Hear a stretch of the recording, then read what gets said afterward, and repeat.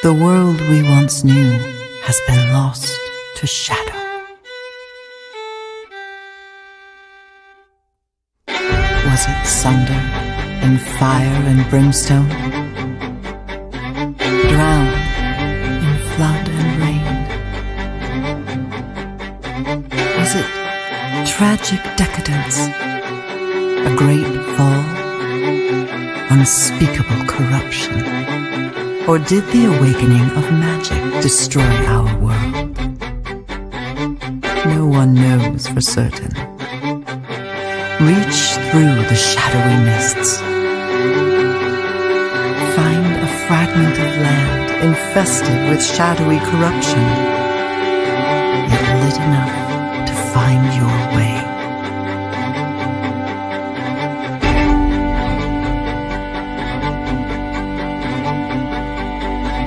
Find a creature of light, a synth. They are friendly and willing to guide you. Perhaps the two of you can find other survivors.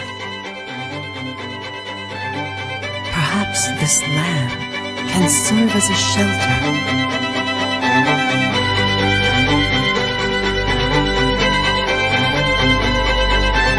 Perhaps together you can build a sort of haven.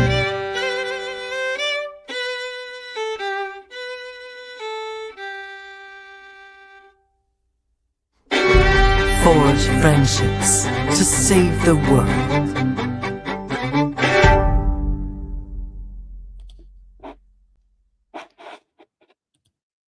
Hello, hello, hello, and welcome to the Unleashed Games weekly playtest, where you join me, Irena, the CEO of Unleashed Games, as we playtest through our game Haven, our prototype, live with new friends every single week. Sometimes we have friends, sometimes we don't. Sometimes we have really, really cool friends like today. I'm so glad that you've been able to join us today for our playtest. This is kind of a Friday fun time, but this is also a classic game dev eat your own dog food moment. We are a pre-seed startup looking to raise a seed round, and we are, always actively looking for partners to help us develop our game. But in the meantime, as we don't necessarily have our seed round closed, as the market's been kind of shaky, we have still been continuing to play test our game, collect feedback, and turn that around and try to plan out where we're going to go next and set ourselves up strategically so we can hit the ground running when our round does close. So if you know anybody who is interested in helping bring together a team to build a game that looks like Haven and that plays like Haven after you see us play it a little bit, please do reach out. But thank you so much for joining us today. Sorry, that was I'm just going to say it. We're fundraising. We'd love your support. But also, we are also continuing to playtest. And not only are we playtesting every Friday where we have guests kind of join us on stream, but this week, we had a really, really cool event, and I wanted to kind of update you all on what we've been doing, because as we have this prototype, and it's not necessarily ready for us to bring out to the public yet, we still have some back-end work that needs to be done, and we need to make some things that are static, dynamic, but it's pretty close. We could actually get something out into alpha form very, very quickly. But I've been going around and taking Haven to esports lounges at different schools in the New England area and getting students to play test the game. And so we've hosted now we just had our second playtest night this week. Before we did a playtest at New England Institute of Technology here in Rhode Island, and they were amazing. We had about 20 people playing Haven. It was a super, super load of fun. And then on Wednesday, I actually was hosted at Harvard Business School, where we had a team of students from Harvard Business School and MIT Sloan School of Management come and play the game. And I was actually going to like host like a whole feedback session, and I brought Post-its and Sharpies and everything, but they had so much fun playing that we spent the entire time chowing down on pizza and playing Haven. They were not able to defeat Kabbelmatt. That is the report, that the team was not able to defeat Kabbelmatt. They had about, I think, 15 people playing on everything. Get this. They're playing on Macs and PCs, but it was running on MacBook Airs, y'all. This game was running on a MacBook Air. Could you imagine like how many devices that this game can actually run? I mean, granted, frame rate wasn't great, but they all had so much fun playing through our levels with us. So the report is we did a live play test at MIT and Harvard. And then additionally, as we're kind of, trying to find ways to continue building the business, regardless of our funding situation, we'll figure that out. I was offered an opportunity to be a test client for Emerson College's digital marketing master's program students. Every term they take on a test client and they do a campaign for them. So I had a team of like social media experts and digital marketing students come and film interviews of all of these MIT and Harvard students, and get feedback about the game, and also get like instant impressions, so that we could build a really cool social media campaign. I cannot wait to share all this stuff with you. So it's been very, very exciting around here. And also, not only the fact that all of that has been happening, but I also became a server engineer over the last 2 weeks. And the server almost didn't make it, y'all. It almost didn't make it. I got locked out of the server, and it was a tale to tell. Someday, if you see me at a conference, ask me about that time in the dark autumn of 2024 when we had no server for many weeks. But the good news is that we do, in fact, have a server today, and it is deployed and it is functioning. It has been tested, and we're about to go log in because we're going to play this game. But before we jump in, I actually want to introduce our guest. And we have a good friend of mine who was introduced by actually somebody who was a former guest on this show, on our playtest, Alexander Brazie. He joined earlier, and he's a game designer that I worked with at Blizzard Entertainment on World of Warcraft, and now has become a great friend of mine. And through him, I have met his brother, who is actually here. You're a popcorn mogul, Jason Brazie, popcorn tycoon. There we go. Tell me more. Oh gosh, here we go. Yeah, so you probably know, like everybody else over at Blizzard and all the other places that I've gotten to know through my brother. Yeah, the started up a little popcorn business from my grandmother. She had a recipe that was like 100 years old in our family that she did for about 40 years. Oh, And wow. she got so old that she couldn't continue the tradition, so I picked up the torch and carried it on for her.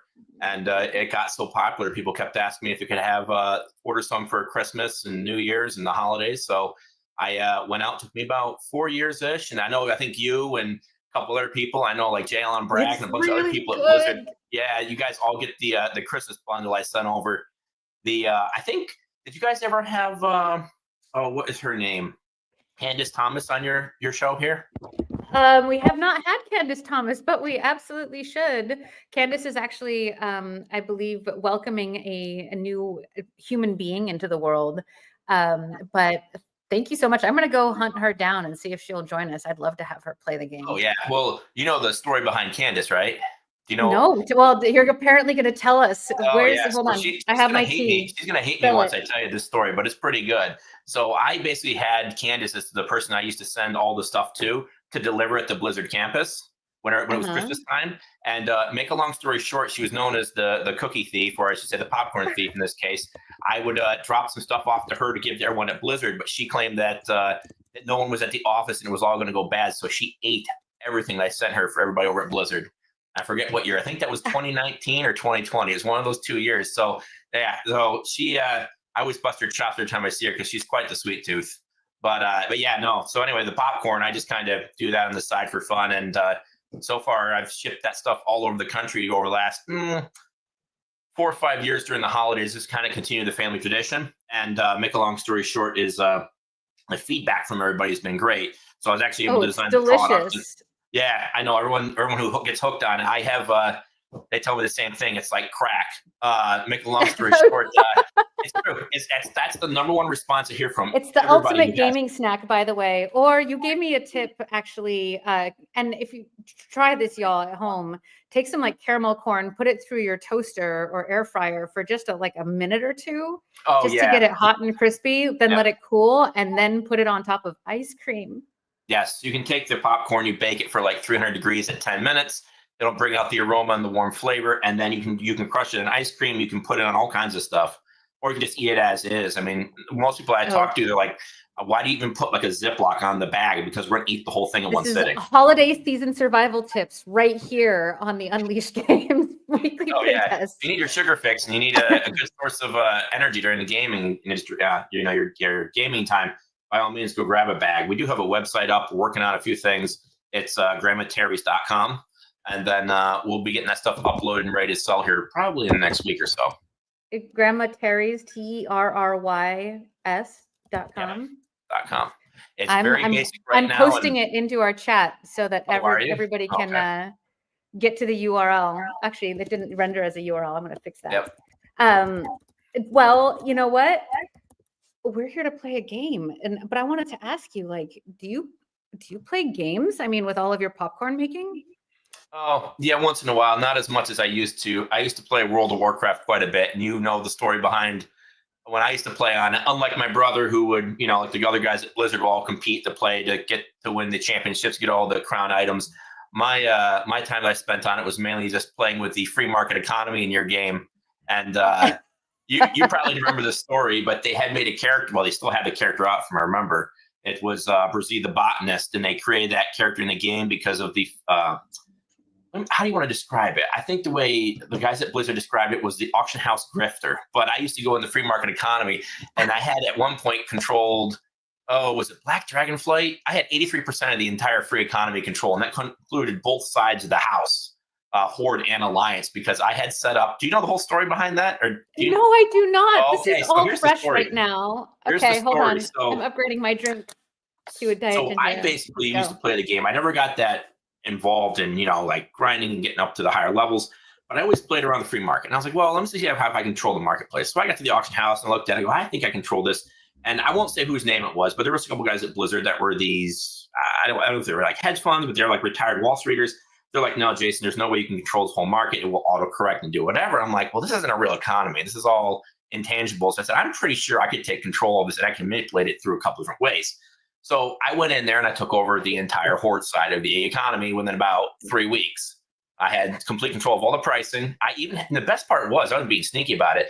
I sent, what was his name? I think is it Renee Coiter? What did you do? Oh, trust me. I had the entire server figured out to the point where I had an entire algorithm where if I had a competitor trying to undercut me, I knew how much I could have it up by a certain time period that it would just reinforce the pricing and people would just buy the product regardless. And okay, so then actually, I mean, this is an amazing story, but now I really want to know your opinion on a specific game design decision that we made.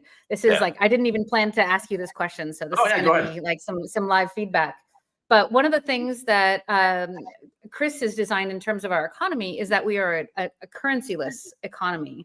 And we wanted to be barter specifically, so that people were trading goods and services for goods and services. And obviously, as a game, we want to have, a nicely abstracted middleman of currency to be able to create that like a shared value system that just like we do in our real world. Money solves a lot of argument over like debating what something is worth. But in a video game sense, what did we see over with Animal Crossing? Right? People actually found ways to create currency anyway. And money is just our now agreed upon version of currency. But what do you think of literally it's a game. We're making a video game. We're not trying to solve the world's problems. What do you think about a game where player to player economy does really matter, but there is no currency as that translation layer? Well, I remember in World of Warcraft, the difficulty was when it came to the currency issues is that you got to a certain point where you had limitless gold and that the items you needed were essentially priceless. So you couldn't quantify or actually you could give somebody 20,000 gold for a piece of armor. And then I remember correctly, people just didn't need it, didn't want it because the currency became essentially valueless or not worth anything after you played the game long enough. And then Blizzard also put the restrictions in where you couldn't put certain things, like they attached it to your character, so you couldn't put it on the auction house and sell it. I don't know. I actually thought it'd be an interesting concept with a game if you actually allowed people to create their own currency. For instance, if you had a guild and you said, well, our guys have collected all these items, and if you want to get these items, you have to get this currency that our guild endorses, and then you'd have to donate items to their system in order to get the currency for it. Oh, well, that's really interesting. Oh my God, live social game design happening in my head right now. But what if each village in our game had its own currency decided upon by the village, but then every village would have a different currency, but then the broader market then would determine the relative value of that currency. And then you could create like that's what I'm thinking. Is if you actually allowed multiple guilds to run their own currencies, you would actually have to have all the guilds interact at an economic level to actually create a unified currency that all the guilds could agree upon. Our region XYZ will take this currency, and our currency from each one of our guilds is worth so much. So if you had people from the game come in, drop off resources to their guild, they get like 10 coins or whatever it is. And then another guild might say, well, you know what? If you give it to us, we'll give you 20. And then they can say, well, this is how much our value is worth for our currency into the general currency for the overall region. Oh, but you know what? There could be a normalizing factor with, again, we're making a video game, so we'll know like literally the progression of each of these villages versus each other, like as a relative like leaderboard almost. So what if the game determined the value of the currency versus the others?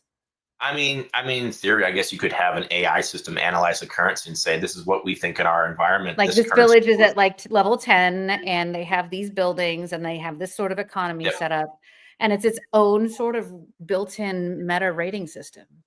I mean, you could do that. I mean, that'd be more controlled than it would be like a free market economy where people establish their own values. But I mean, you could technically have like a leaderboard and say, because what you effectively would be doing is you'd be creating, in addition to a conflict between, you have like a market value of each village. Sorry. Well, you'd actually create an economic war amongst all the other stuff that the guilds would be doing against each other. This would be really interesting. Yeah. Oh, we have a comment actually. In certain ways, it's like reality itself. The currency has to be scarce to have value, and so the items and things you buy with the coins.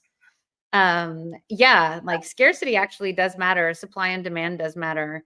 And I think that was one of the wonderful things about WoW was having that auction house, and it also made trade skills really viable. I mean, if trade skill items, or at least the items you crafted, had better value, and that's actually some place where we really want to lean into, is have all like the really great items be crafted items.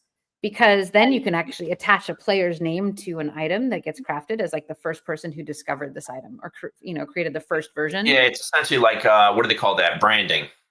Absolutely. You can create a sense of like we are really invested in having a world where like the players build the world themselves. And that's kind of part of it is, how they uncover the world and how they build out the world actually is then how the world is. With our generation system. And in fact, I think since you clearly know how to play WoW, I think you should have no trouble. I'm gonna share the screen. You want to play a game? Yeah, go for it. Let's do this.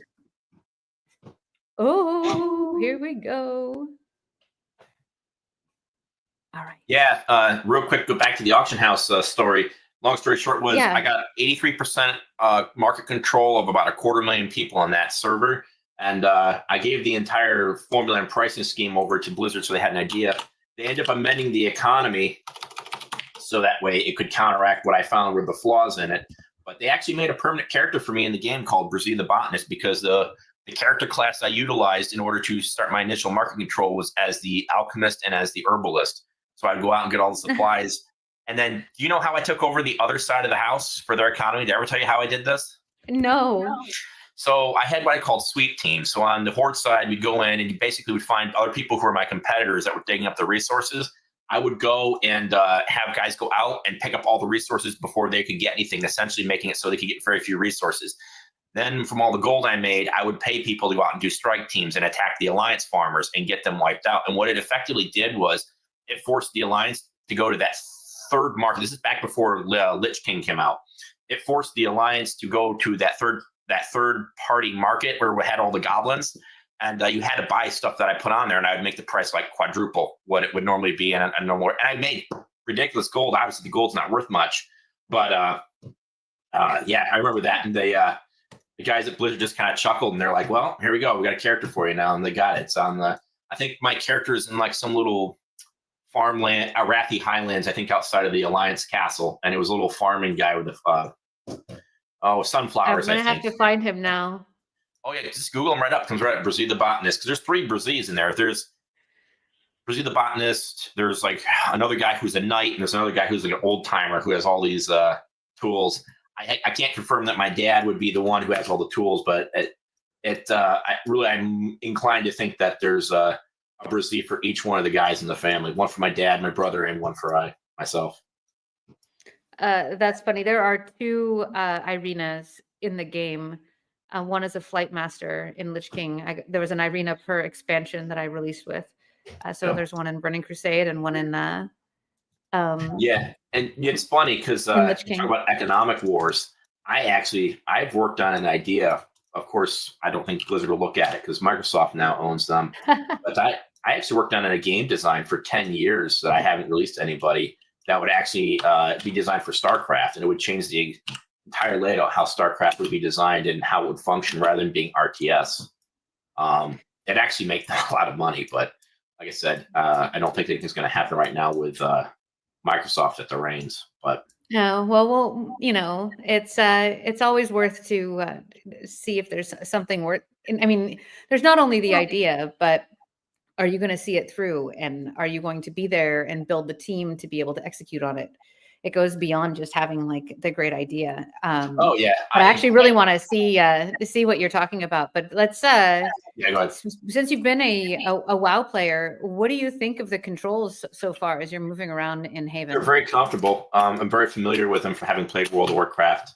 As you know, my brother designed the Cosmos interface way back in the day before World of Warcraft was even that big, and so it's got a same similar feel like what he designed back in the day. So far, I mean, it almost reminds me of it's the World of Warcraft. But what was the other game I used to play when we were in high school that had a similar engine? I think it was it Half-Life? Half-Life Counter-Strike had the same type of key mechanisms you guys have set up right now. Half-Life maybe with movement. And are you using the WASD keys on the keyboard?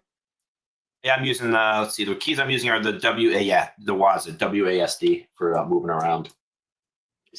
Awesome. Well, let me see. Your name is JB. I'm gonna find you. I'm gonna hunt you down. I want to get some resources because I want to go build a castle so I can start up a market house.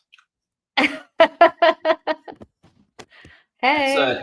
That's one of the things I always thought. I think I stopped playing World of Warcraft for a little bit after Lich King came out, and then Where did you go?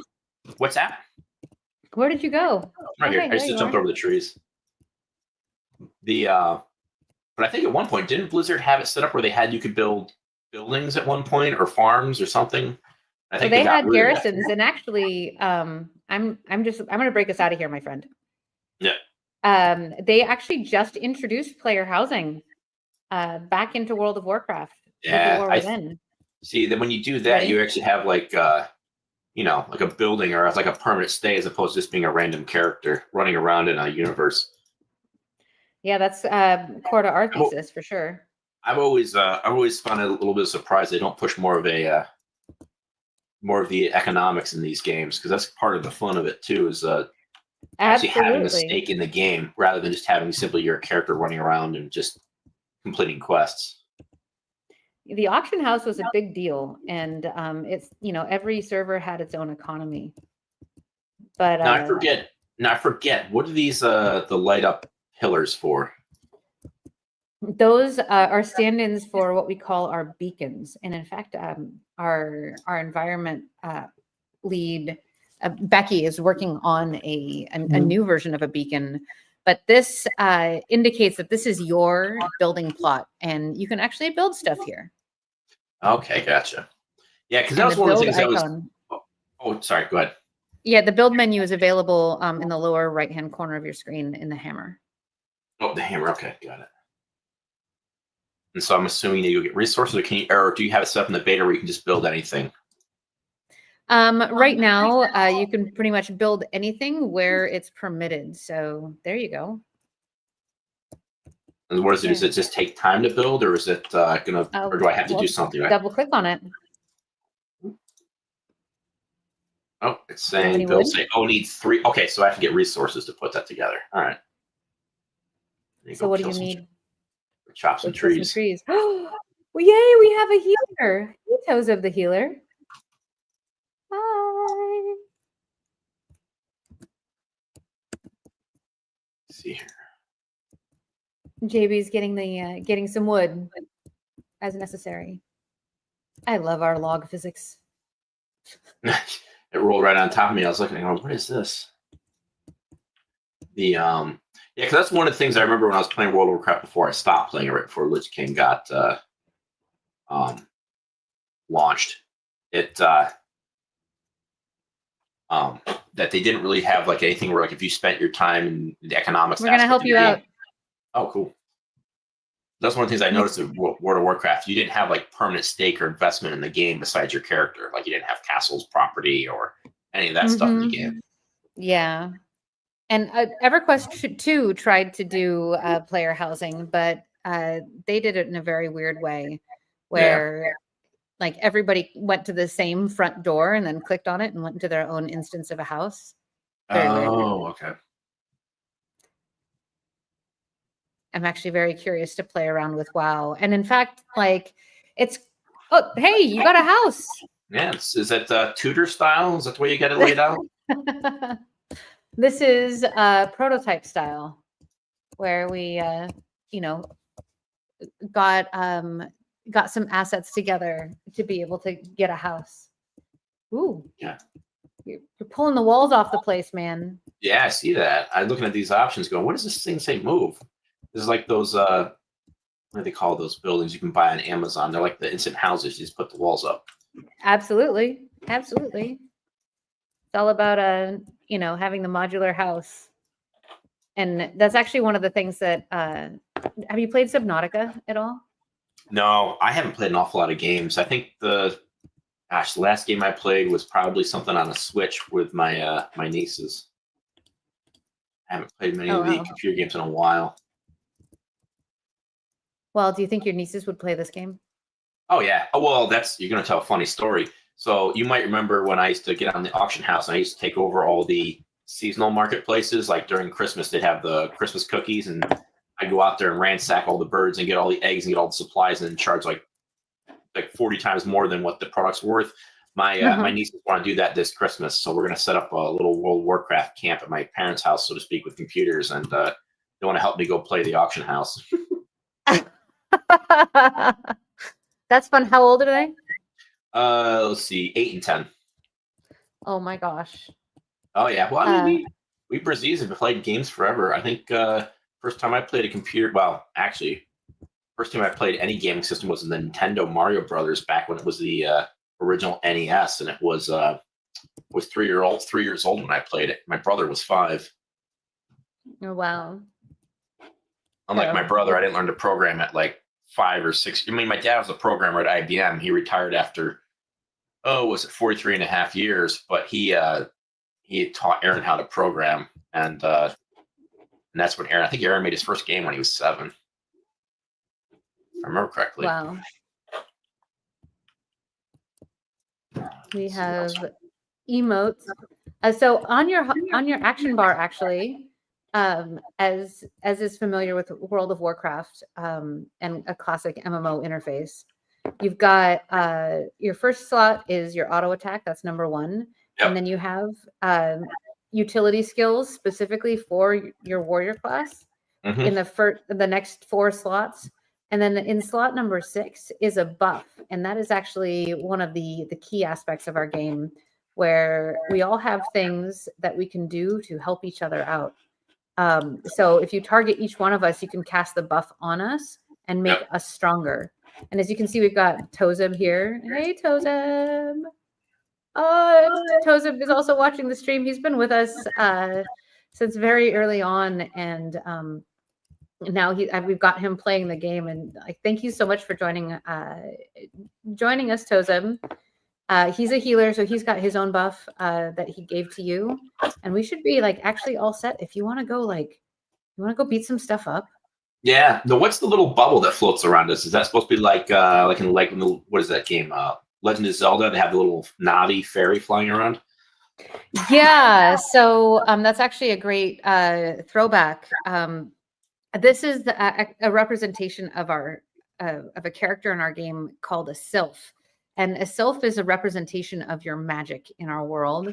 And eventually the sylph creature will reflect what element, and also, your own customization. You'll be able to turn it into a creature of some sort that follows you around, from a squirrel to a cat to a little dragonling. That's what we imagine. Oh, it's kind of like the World of Warcraft when they have the little pets that fly around with you. Yeah, except this pet has function and will help guide you wherever, if you get stuck. Also, it leaves a trail of kind of breadcrumbs, so that while you're out in the wild, other people can find you, or you can find your way back to where you were. And there's all sorts of really cool things that we have planned for the sylph. But for right now, she's a floating bauble that keeps you company. And she also, when you're in combat, she will float above your head and kind of light up the area around you, so that you can see your target and make sense of things. Gotcha. Now, is this going to have a system where it's based off of? Oh, there it is in the bottom. There's a bar. Look for level experience. Yeah. What is this glowing tree? Oh man, you found it. Of course, he min-maxes it. He goes straight. Let's go. I mean, click on it. What is it? It says teleport. Well, I guess we're going to have to do that then, huh? Yeah, let's see where it goes.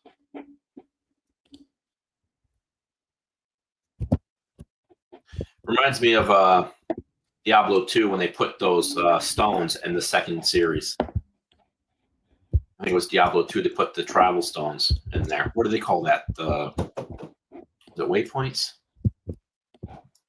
Oh, whoa.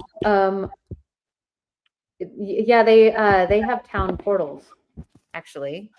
Well, I remember the first Diablo had the town portal scrolls, but then in the second Diablo 2 series, I think they put in they're waypoints that you can click on, and they also had and I think World of Warcraft, didn't they have summoning stones that were somewhat similar? They did. And well, hold on. I am trying to figure out, because Cobblemont is not here, the boss is not here. However, I can actually put the boss here, but that would be cheating. This is typically where the boss lives, but I don't think I've reset the server. I think I didn't reset the server from the playtest on Saturday, or on a Wednesday, sorry. So the boss probably got beaten, and then this is just regular. Well, they were not able to beat the boss, but I'm wondering if they logged back in and then tried, because I didn't take the server down. Oh, gotcha. So the game was still running in the background. Oh yeah, no, this game can actually stay up kind of perpetually. It is so incredibly stable.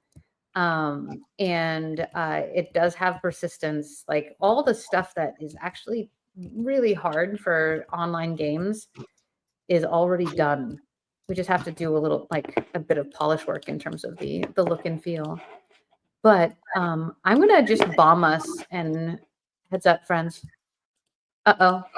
Incoming. Oh, is it the boss? There we go. Yeah, you have a taunt. Help. I think I have my Mirage skill. Reduces my aggro. So a lot of the brilliance in this design is actually in Chris's ability design.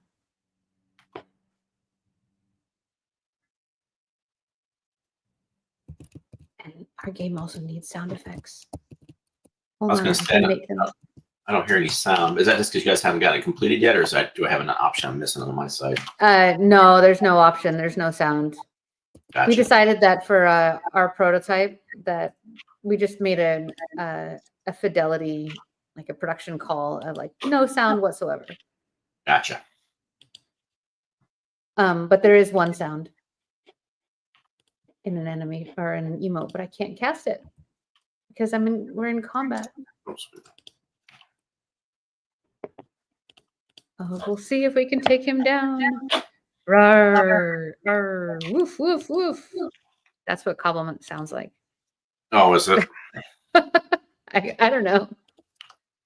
I am not a sound designer. I can't wait till we get get audio in the game. Oh God, no! I'm out of mana. I'm guessing you're going to try and incorporate things like potions in the game too. Oh, there are potions. We just didn't go on any adventures to go collect resources. Gotcha. We just went straight to the boss. I'm not surprised that you found the shortcut to the boss, though.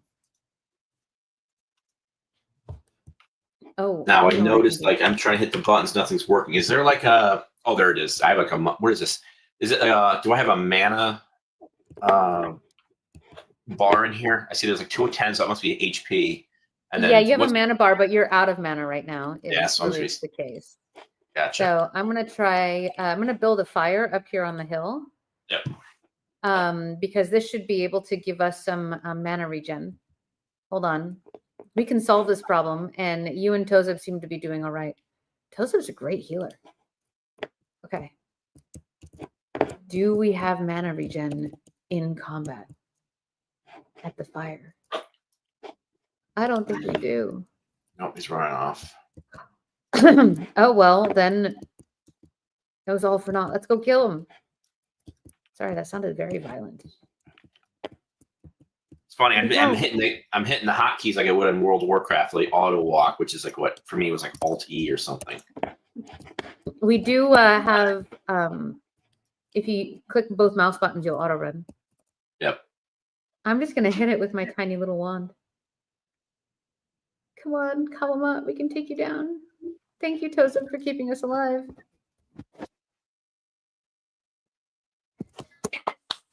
Yes. Ding. We just did that at level 2. And then so the one thing I was going to look at. So when it comes to the loot, you guys aren't doing like you do at Blizzard, where they have the thing where you press where everyone raffles, where they do like the random roll the dice to see who gets what. We haven't installed that feature yet. Yeah. Okay. Still, this is hashtag prototype problems.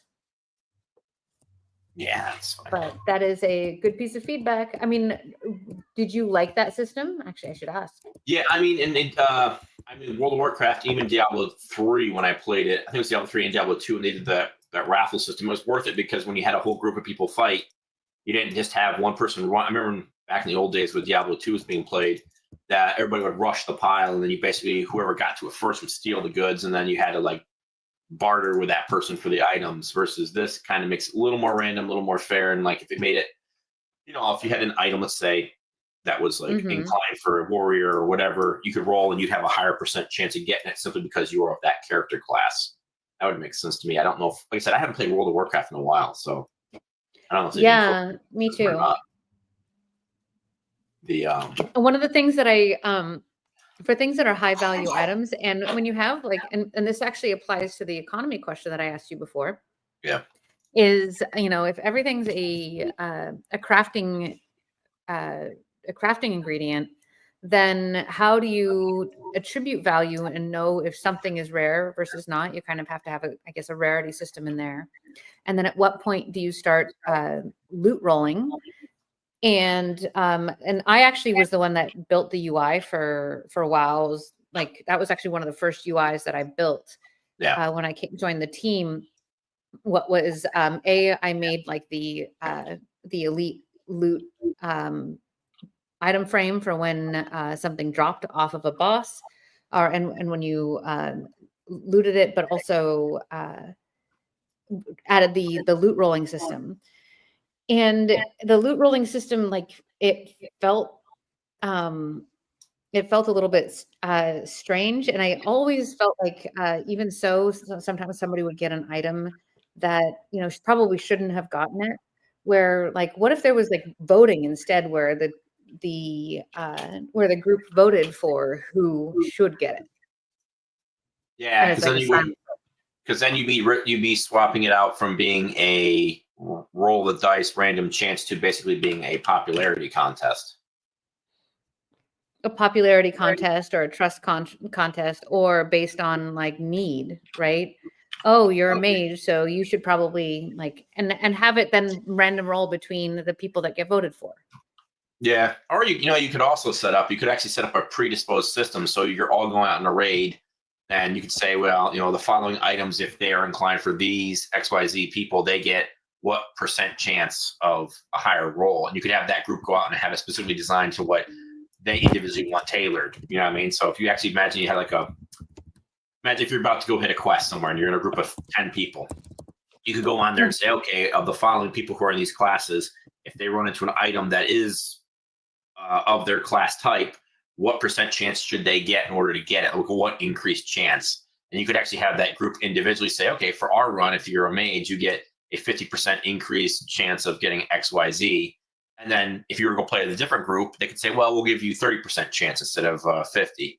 And you could actually design it so that way the drop rate wouldn't just be a standardized one across the board. It would be one that's individualistic to the group. Because realistically, if you were out in a group doing something, the group would decide who gets what anyway, rather than having an institutionalized system saying, here's the percentages, roll with it, good luck.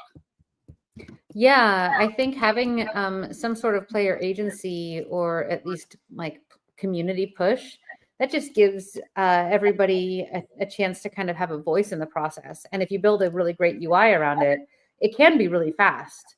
It doesn't have to be burdensome, and you can always set a threshold to like items over a certain rarity, right? Yeah. Rather than doing it for like everything.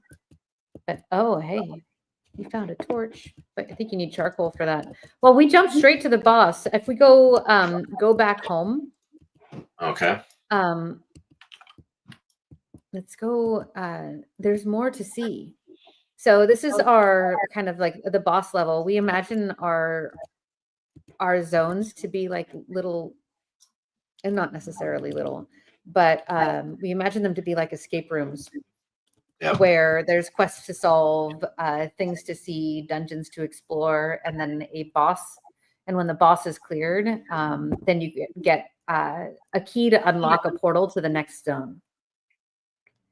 And you have to all work together to kind of work through the content. And then you always gain things there as you're exploring to be able to take back home. Gotcha. I'm trying to find you. I'm just looking on the mini map here. All the bright glowing things I'm seeing. So that's a lamp.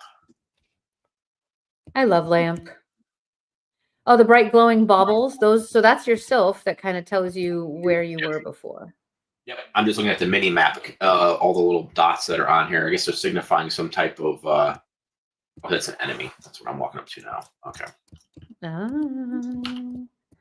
So if you go back into town,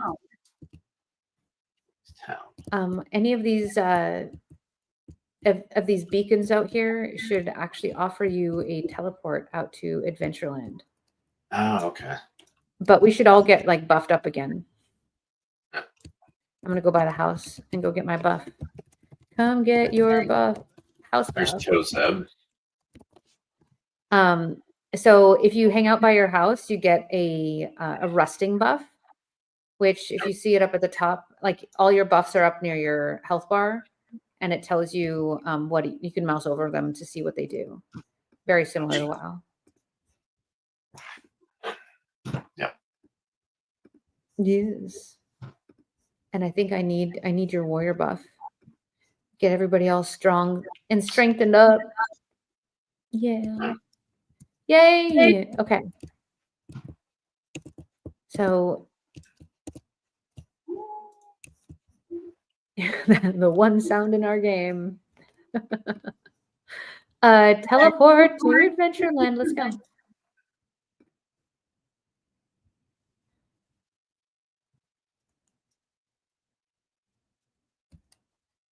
Here we go. So you have played Diablo, right?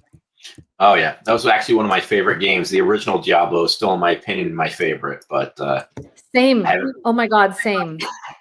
Yeah, the music, the way the game was laid out, it was my game. That was perfect for me. The Diablo 3, I wasn't too much of a fan on it, and then like I don't think I've even played since I've watched the videos online of the cinematics, but I haven't played Diablo 4 or the what's the new one that came out there, the Vessel of Hatred. I haven't played that. It seemed to me, a lot of people said with Vessel of Hatred, it seemed like it was very short. Interesting. Because it was like found some baddies. They went and you fight Mephisto at the end of it, but then it's like now you got to wait for the next patch or the next expansion. You'll probably have to pay like $60 to $80 for that patch to come through. Yeah, that's actually that's interesting. I have some great friends working on D4 and also friends that worked on D3. It's a great franchise and I love the game. And in fact, that was a huge inspiration for us wanting to build this, like a, kind of a blend between WoW and Diablo. And the way that it is kind of like Diablo is that this is this zone right here is like, it's like a rift in D3 where there's a generated procedural zone. But we've taken procedural to the nth degree to where like the whole zone is crafted very specifically and relative to the players that are joining. Some of the stuff, at least right now in prototype form, is hard coded, but we have so many plans of where to take this. But like our game is designed to be able to create endless content and endless cool adventures that you can go on. But this has all been built by an algorithm, which is one of the coolest things ever. Oh, interesting. So you guys don't have pre-scripted maps, like they're pre-laid out. You just jump into it. It's actually designed according to who's playing on the game. Mm-hmm. It's like building a dynamic level for you. Oh, cool. You got that one. There's a lot of mobs here. Oops. Yeah, because what was it? World of Warcraft. When they first came out with the instances, that was designed basically. You hop in there. It was the same instance, but it would adjust to how many characters and what level you were at. Or was it simply by the number of characters? I forget how the difficulty rating worked on that system. Yeah, the like the dynamic content thing has been a challenge, but we've been exploring these ideas in different contexts for many, many years. And so the way that we've been thinking about building, what we call this an adventure generator. Yeah. The way that we've been thinking about building this adventure generator actually not only allows us to build like as many zones forever as we want, but also like we can take this whole thing and apply it to a different IP and make, games with a different skin that still behave the same way. So like it's really extensible. What was I going to ask you? So let's say you get this game launched, right? Are you guys planning on trying to launch into like China? Oh yeah, I want this game to be global. Yeah, because I know one of the biggest problems I think they had with World of Warcraft was the skins, because there's certain cultural considerations they had to have for it. So I'm just curious. Oh yeah. Are you going to have some type of solution? So like say, if you were to play World of Warcraft in China, if I remember correctly, they don't like, they have a great respect for the dead. So they don't allow zombies and skeletons and stuff like that, right? Exactly. And actually we've kind of taken in designing the IP for Haven, we've taken things like that into account because we ran into those when we were building WoW in the first place. Yeah, because I remember there was that, and then there was the other thing, I remember when they had World of Warcraft kick in, when you guys were first coming up with the concept of flying, you had to re-script and relay all of the, I don't know if the script we had to rebuild the zones from scratch. Oh my God, flying was one of the, I don't know if it was a good thing for the game ultimately, but flying was one of the most costly decisions ever. Yeah, I remember them talking about how they had to redo everything. I'm like, if you made it right from the get-go with the concept of having all these things in play, which of course you can't foresee the future, but yeah, though it's funny. Oh, we got a wolf Thank you. Come help. Help. I'm being repressed. I've got a wolf on my... Oh, no, the wolf is on. Good, good. Yay. Thank you for saving me. Hi.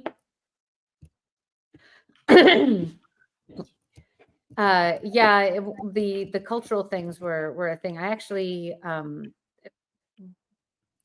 worked on getting the game into Russian and the challenges around that. With Germany, you couldn't have red blood in order to be able to meet their family-friendly rating. There are all sorts of like little things, global challenges that you really just don't learn about until you build an actual you're already global into game. it, right? Yeah. Yeah, there you've done it before. That's what we hope is one of the advantages for us being able to make a game that works globally. But also we know those like decisions that are like really costly if you make them later on, like being cross-platform. Like I'm playing on a Mac right now. And playing WoW was available on the Mac thanks to Rob Barris nearly single-handedly. But and you know, though it wasn't a large portion of the population then in terms of the player base, like these days, being buildable on a Mac means that you can play on iOS and play on mobile. So our game is mobile friendly too, from like day one. Yeah, I know. What was it they created? They created that was Diablo Immortal that was on the cell phone, right? Yeah, and it's a completely different game. So Chris worked on that one too, our game designer. Yeah, I remember Diablo Immortal. Wasn't that like a? Wasn't there like an issue with that where it was like the app was utilized where it was like a pay to play kind of thing? If you paid the game, you could progress much faster than if you didn't. Which I know a lot of games do that anyway. Yeah, with microtransactions, and that's actually a serious topic right now within games around how games monetize and you know what's fair game, what's fair for players, and especially in a multiplayer game context, pay to play or you know being able to pay to advance faster is actually kind of toxic for your community. So you have to be really careful about what you allow people, like what you turn into a product and what is actually just your core game. There was the first pay to play game I ever played. I thought was well done. But I don't know if you really call it pay to play, but it was League of Legends. I thought they did a very good job balancing how you could get buffs and accelerate to a certain degree, and then after a certain point, you still had to work and level up, and then it was just your skill set after that. That would work well. But what was the game I played? There was a couple games I played on cell phone. I forget what the names they were, but it was a strictly pay to play game. If you just paid a ridiculous amount of money, and then they'd unlock all the features, and then you would just dominate the rest of the market for those that didn't pay. And I always thought that was kind of always questionable because at that point it's the same insinuation. It's like no one cares about the skill set or the actual enjoyment of the game. It's just pay us cash and you win. And that gets very boring very quickly. Well, yeah, it like kind of like once you put a dollar value on the time, it kills the whole game thing. I actually think that like when this is what you know making games did for me is it killed my ability to really enjoy games as a player the same way, because once you attach like a dollar amount to your playing or to your hobbies, then suddenly it becomes work and it's a very different vibe. Like fundamentally changes your relationship with it. Ooh, hi, dead Kraken Root. Oh, incoming wolf. You know, I remember I was in high school. We had a kid who played EverQuest, and that he played, I mean, all the time. But the long story short of it was back then he collected, I forget what the resource was. It was platinum or whatever the bar was. It was platinum. Yeah.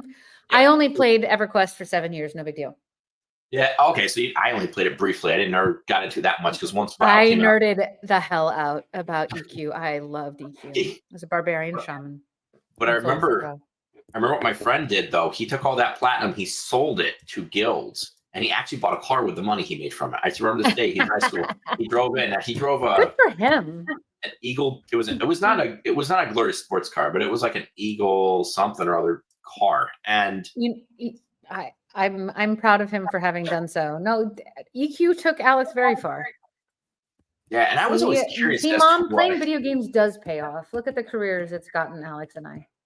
I know. I crack up. I look at my brother every day when he goes. He's now, consultant doing all this stuff. But I always was curious as to why some of the companies didn't get into the fact of like, if you have someone who's out there, like I used to go out there and farm resources, do whatever, how they didn't have it set up to where you could actually have a team or a guild say, we need XYZ supplies, and you have people in the games actually get cash for doing the work, and then you could give the company a percentage of it in sales, like a commission.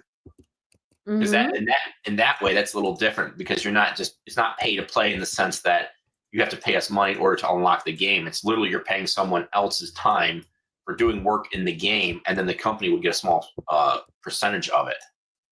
I always was curious why I haven't seen any of the gaming companies do any of that stuff with the economics. That is interesting. But that runs into the problem that I was just saying around once you put a dollar amount on the gameplay, then it actually fundamentally changes your relationship with the world, and it changes your immersion. And I think you found it's the end of the world as you know it. Oh, the edge of there it is. If I jump off. You could. I dare you. So this is a flat earther kind of thing, right? Yeah, no, our Earth is flat. Confirmed, friends. Check it out. It's actually. Oh, there I go. Uh-oh. I'll jump with you. Wee. Okay, now just hit the 0 key to teleport home. 0. You should cast a spell. I'm still falling.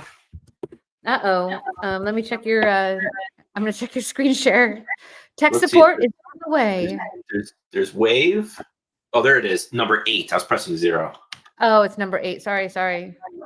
That's all right. My tech support failed you. That's all right.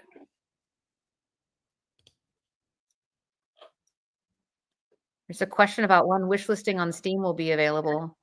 We really need to get it up on Steam, and I'll do that soon. Thank you for asking.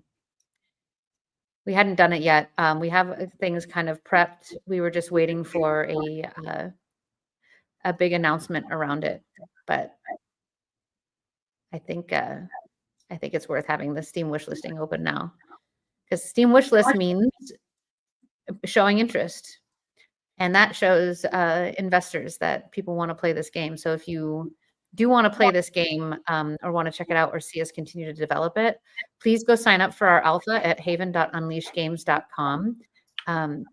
You should be able to go there. I'm actually going to test it to make sure that everything works. Yeah. So you should be able to check out more information about the game, as well as sign up for our early alpha, which hopefully we will be opening up to the public early next year. Don't quote me on that, though. Don't quote me. So what do you think?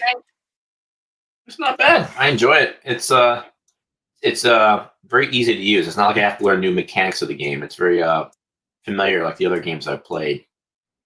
I like the fact you can build buildings. Double click on the icon. It's a very limited and crappy interaction. We'll fix it. Oh, for what it means as far as the items, put it in there, not like dragging it in. Yeah, no, like this whole thing needs a big UI overhaul. This is all just kind of gray box stuff right now, just for the sake of function and for familiar feel. But we're building UIs for like not only for PC and Mac, but also for mobile at the same time, so that they can have equivalent feel. It's fun. Yay! Are you crafting? Yes, I'm getting resources. Doing what I do best in all these games. Not actually fighting the knocking boss. Down trees. Yep, chopping down trees, getting all my resources so I can create things in the game. Well, one of the things that we did while we were out in the wild is we collected lots of resources, didn't we? Got a lot of stuff. I was a little short on wood though, because I'm trying to build. Was that an arcane mill? I don't think it was popping. Yeah. I don't think it was popping up. Look. I'll get some wood too. You never can, in a survival game, you can never have enough wood. That's what I've learned. What are you building over there?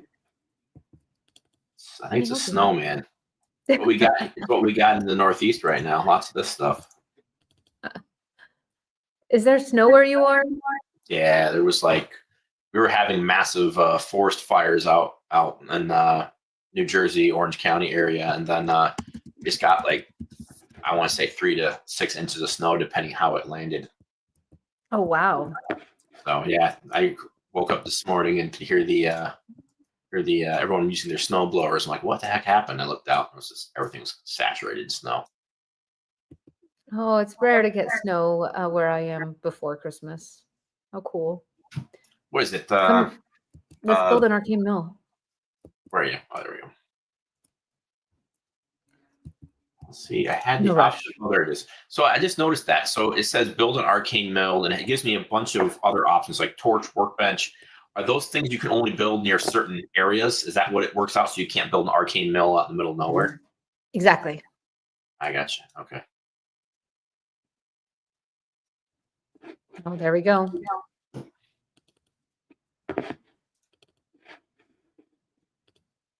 I'll add some rocks. Yay! We're doing it. Though we're building it right on top of the beacon. Oops. Actually, looks kind of cool. A glowing building. Right? Looks extra arcane now. What's this? I loves it.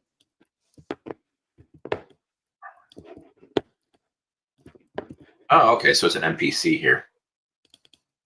Yeah. So in our game, again, not fully featured yet, but you'll be able to go out and collect NPCs and bring them back home, and they'll be able to like up level, say your crafting table, your blacksmithing, stuff like that. If you give them a place to live in your forge. There's a game I play on my phone. It's kind of similar, but not the exact same concept. I think it's called Last War. And they basically play that game, and then you develop I need to call them survivors. And as the survivors come to your door, you accept them in, and then you just randomly get some at, I guess it's like not a token, but like a form of like a payment in the game when you complete certain things, and then eventually you get more of them and it increases your skill set. So that makes sense. So my question is, if you were to go out, say you go rescue someone who's in a dungeon, and you pull them out, then you bring them back, and then they would be able to enhance they would essentially become part of your town, which then would help enhance all of your productivity with your buildings or certain classes of buildings or skill sets. Absolutely. That's exactly it. And it's not just you that would have access to that. Everybody in your village would get the benefit of it. Gotcha. I'm making some cotton bolts. There's a crafting table over here. Where is it? Oh, you actually, so so I keep doing the right click when I'm trying to do things on here, and I got to realize the way your outlay is, it's a left click on it. It's like I'm playing with the old World of Warcraft options I used to use. Or no. But that's good feedback. I like feedback. It's funny how I'm reverting back to the way I played World of Warcraft with this, and then I'm like, wait, some of these features aren't kicking in. So are you guys going to make the game where you're going to have multiple? We got classes, but then I guess World of Warcraft called it by professions.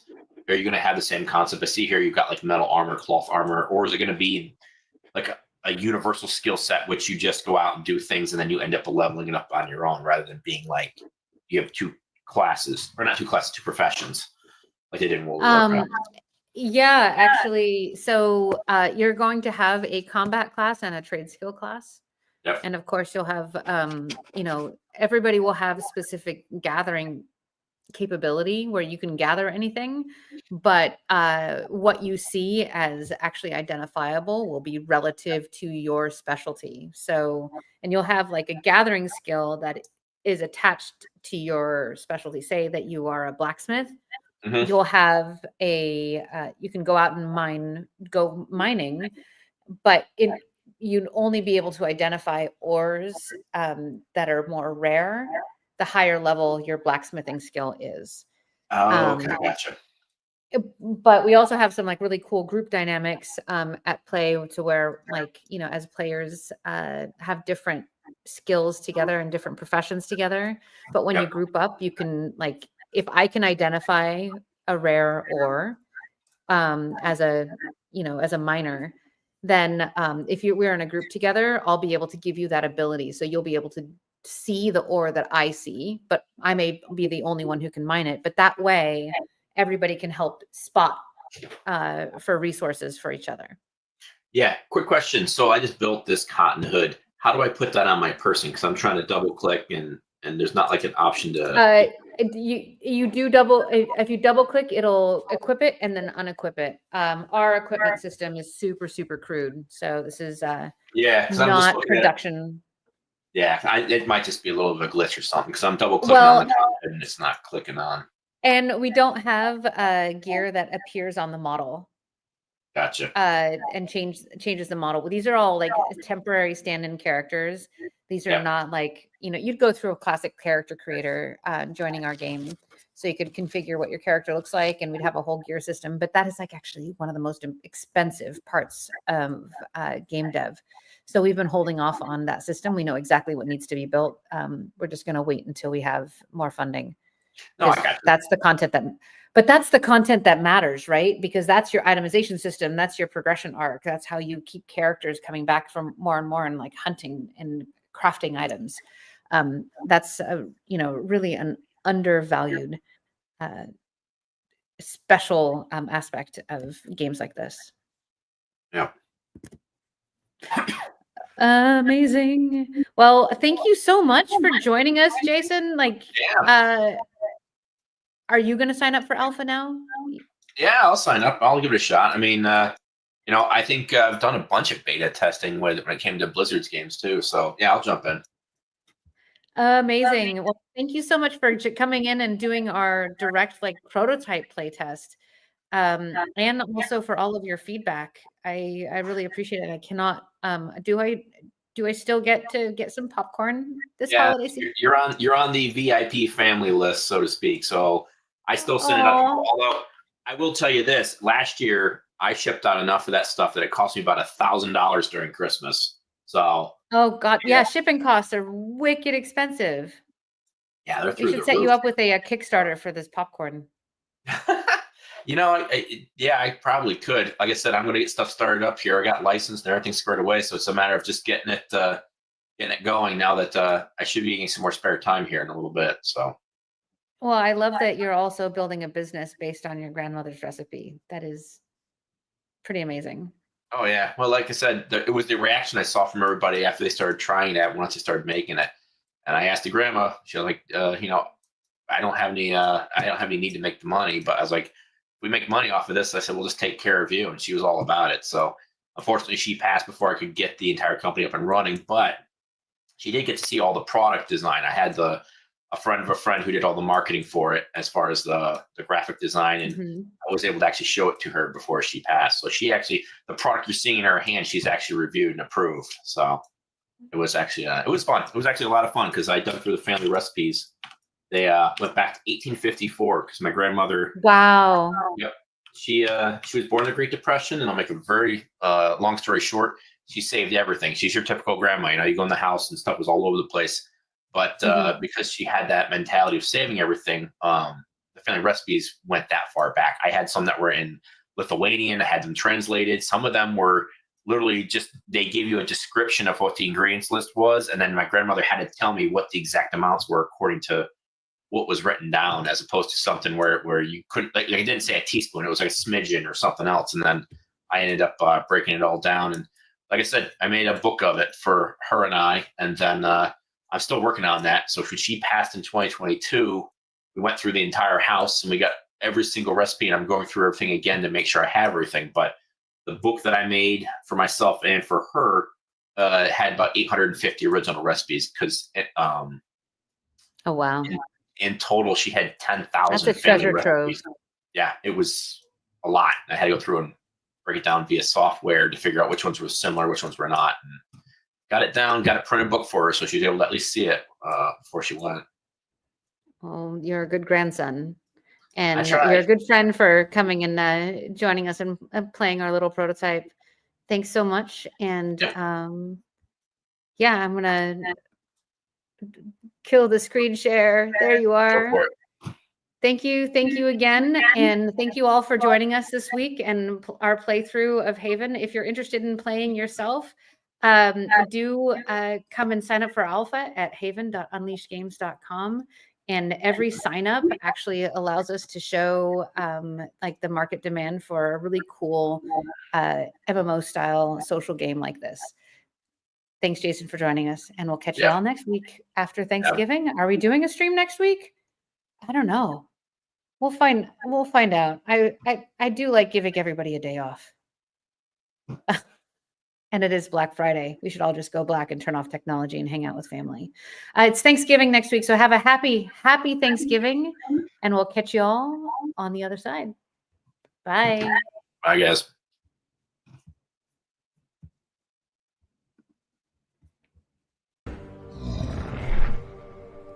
Hit that button and buy a t-shirt with a dragon on it, and that will help us keep making some awesome games. Looks like this. I've already seen a Unleashed t-shirt out in the wild that I wasn't wearing, and I'm super excited about seeing more of them. So, yeah, buy a t-shirt.